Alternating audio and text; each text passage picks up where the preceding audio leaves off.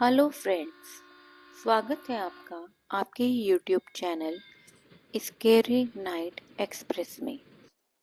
Friends, आज हमारी express एक ऐसी कहानी से होकर गुजरेगी जो सिर्फ एक कहानी नहीं है बल्कि किसी की आप बीती है।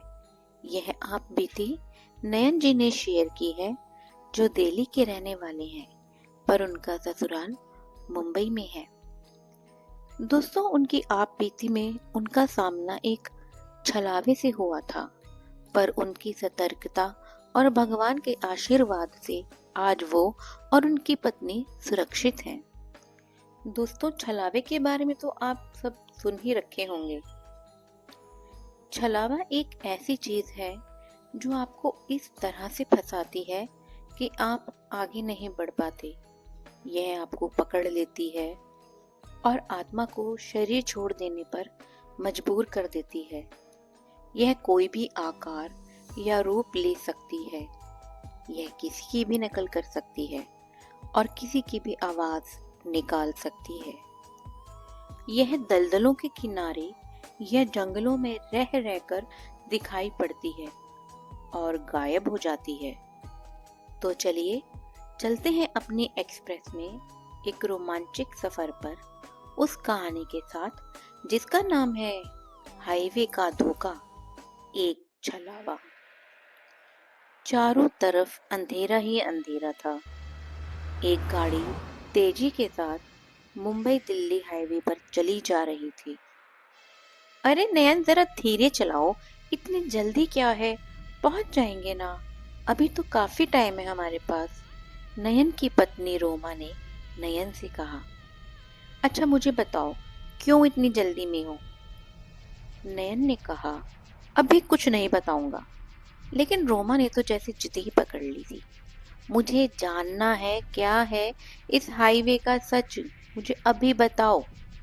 नयन ने रोमा से कहा कि बस इतना जान लो कि इस रास्ते पर जो होता है वो सच नहीं होता, एक छलावा होता है। इसलिए हमें सतर्क रहना है। कोई भी, कितनी भी जरूरतमंद क्यों ना हो, हम कार से नहीं उतरेंगे, समझी? ओके बाबा, ठीक है, समझ गई, रोमा ने कहा। तभी अचानक कार के सामने बदहवासी एक लड़की टकराई। नयन ने ब्रेक लगाया। लड़की गाड़ी के शीशे पर हाथ दिखाने लगी। उसकी हालत बहुत खराब लग रही थी और उसके कपड़े भी फटे हुए से थे। नयन ने रोमा से कहा, यह हमारी आंखों का धोखा है, तुम ध्यान मत दो रोमा।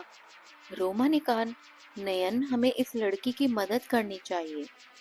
रोमा, मैंने कहा ना, ध्यान मत दो, ये एक छलावा है। नयन के बार बार समझाने पर भी रोमा नहीं मानी। रोमा गुस्से में बोली, ये लड़की मुसीबत में है नयन, तुम कैसी बात कर रही हो? मैं सही बोल रहा हूँ, ये लड़की हमारी आंखों का धोखा है, एक छलावा है। तुम बात को समझो रोमा। अगर हम गाड़ी से उतर गए तो हमारी जान को खतरा है। मैंने इस जगह के बारे में दादी से बहुत सी कहानियां सुनी हैं।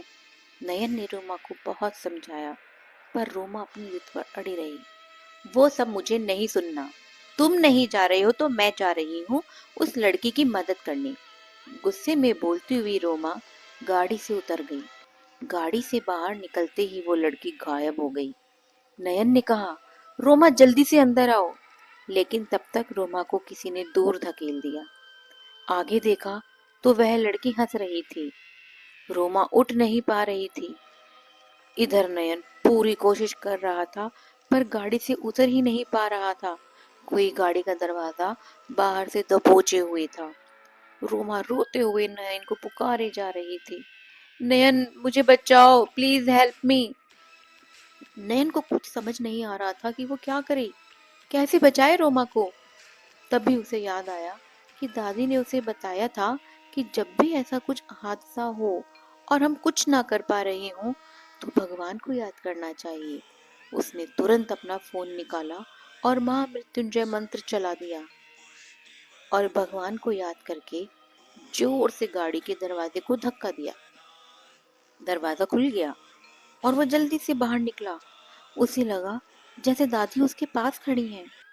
पर जैसे ही वो रोमा के पास गया, रोमा उससे दूर हो गई। जैसे ही वो रोमा के पास जाने की कोशिश करता, रोमा और दूर हो जाती। तभी रोमा को लगा कि कोई उसके कानों में कह रहा है, अपने मंगलसूत्र को प्रणाम करो और हनुमान चालीसा का जाप करो। रोमा ने वैसा ही किया। अब वह धीरे धीरे नयन के पास होती जा रही थी। दोनों एक दूसरे के पास पहुंचे। रोमा रोते हुए नयन से माफी मांगने लगी। नयन ने कहा, जल्दी चलो यहाँ से। दोनों गाड़ी में बैठे और भगवान का जाप करते हुए उस हाईवे से बाहर आ गए। नयन ने पीछे देखा तो दादी खड़ी मुस्कुरा रही थी। तो फ्रेंड्स, यह थी आज की कहानी जो नयन जी ने शेयर की।